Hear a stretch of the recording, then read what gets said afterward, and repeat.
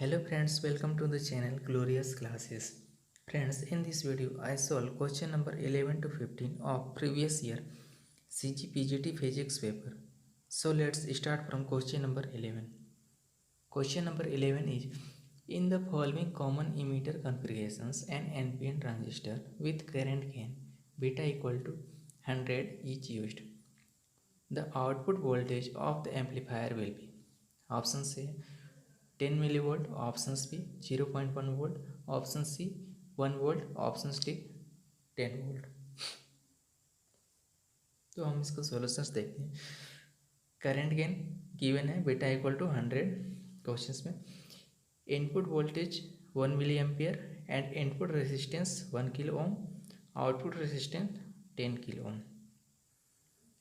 Okay, तो हम जानते हैं जो वोल्टेज गेन होता है वो क्या होता है, आउटपुट वोल्टेज अपन इनपुट वोल्टेज होता है।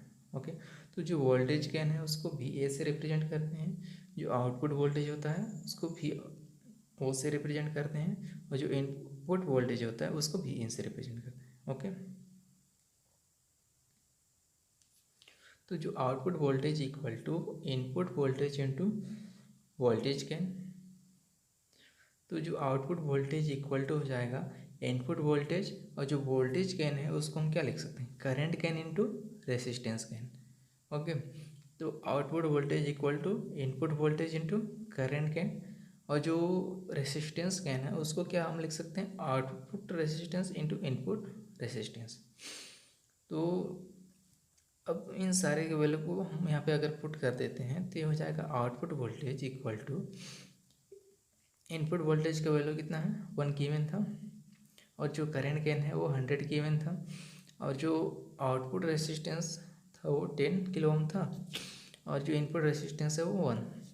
तो इसको हम सॉल्व करने पे हो जाएगा output voltage equal to 10⁻³ milli volt.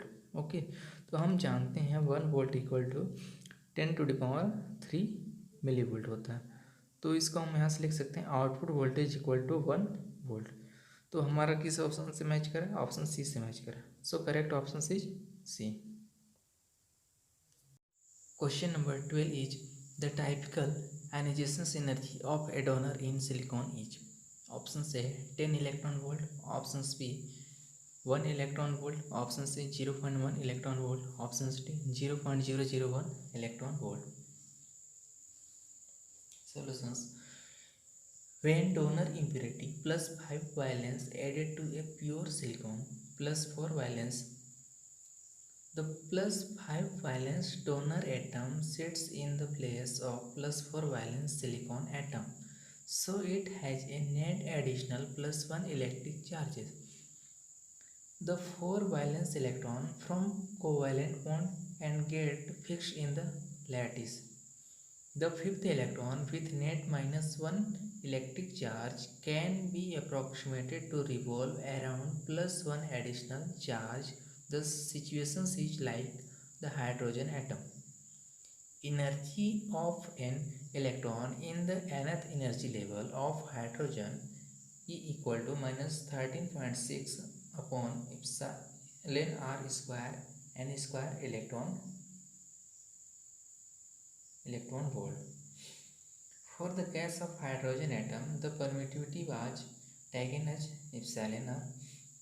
For silicon, relative permittivity epsilon r equal to 12 and n equal to 1 for first orbital. Then E equal to -13.6 upon 12 square into 1 square electron volt. तो E equal to 0.1 electron volt. So correct option is C.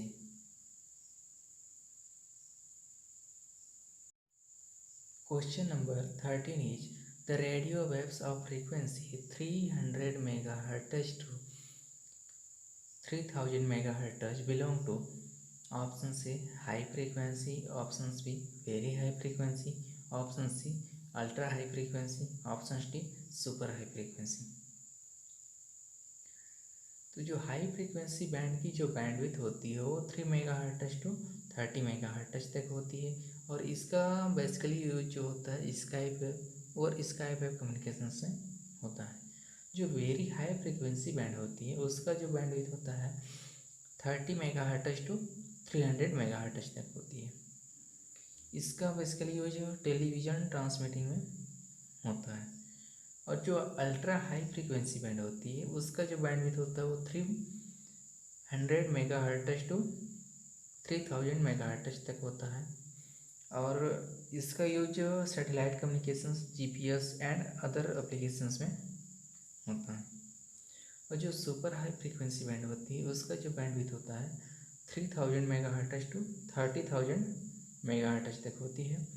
और इसका use जो होता है वो space centre आदि में होता है।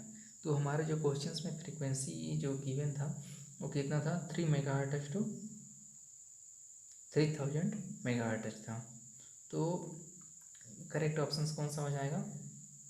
Correct option is C.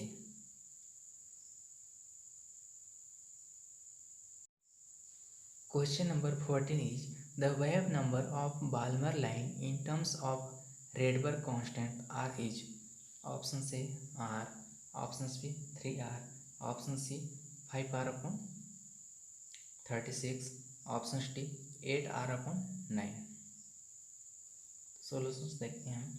We know that, हम जानते हैं कि जो वेव नंबर होता है nu bar equal to 1/λ equal to r into 1/n1 square minus 1/n2 square. Okay, here n1 equal to 2 और n2 equal to 3 for first line of Balmer series.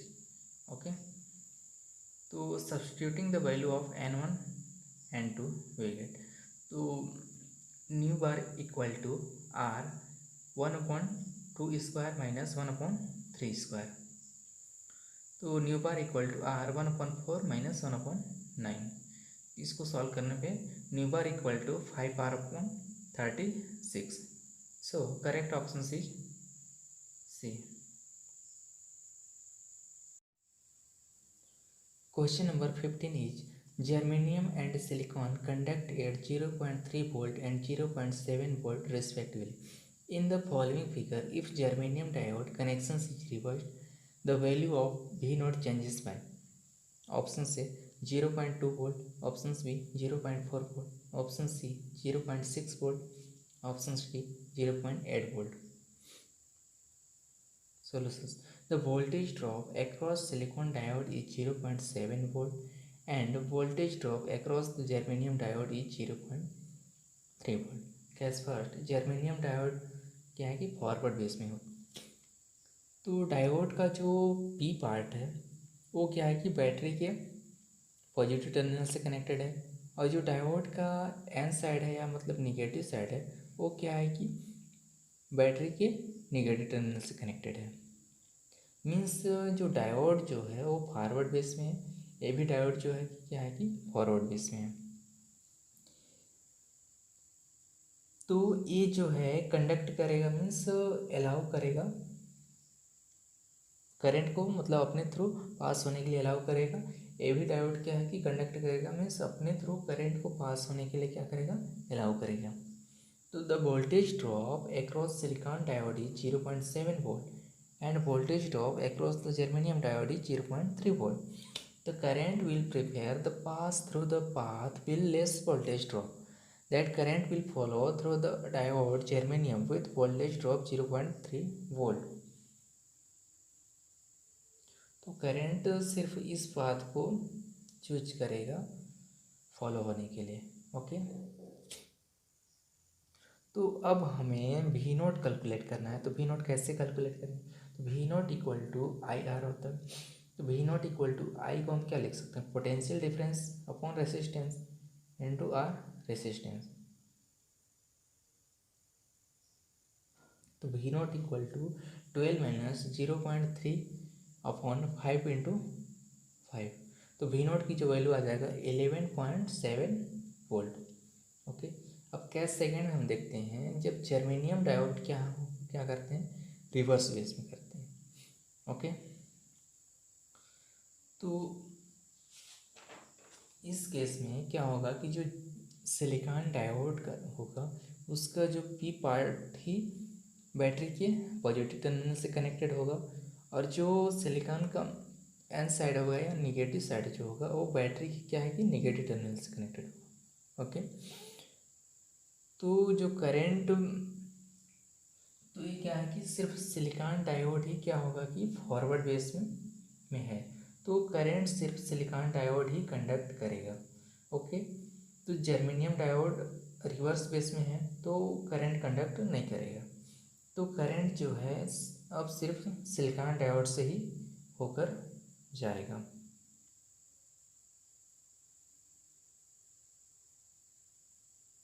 तो इस केस में अब हम क्या करेंगे कि वी नोट की वैल्यू कैलकुलेट करेंगे। तो वी नोट इक्वल टू क्या हो जाएगा, आई आर। तो V naught equal to potential, I को क्या लिख सकते हैं, potential difference upon resistance into resistance. तो वी नोट इक्वल टू हो जाएगा 12 माइनस 0.7 अपॉन 5 इंटू 5। तो जो वी नोट की वैल्यू आ जाएगा वो हो जाएगा 11.3 वोल्ट। तो हमको फाइंड क्या करना है, जो चेंज इन वी नोट, तो उसको हम लिख सकते हैं डेल वी नोट। तो V naught equal to 11.7 minus 11.3। तो जो वी नोट की value, change in V naught की जो वैल्यू हो जाएगी वो V naught equal to 0.4 volt. Okay, so correct option is B.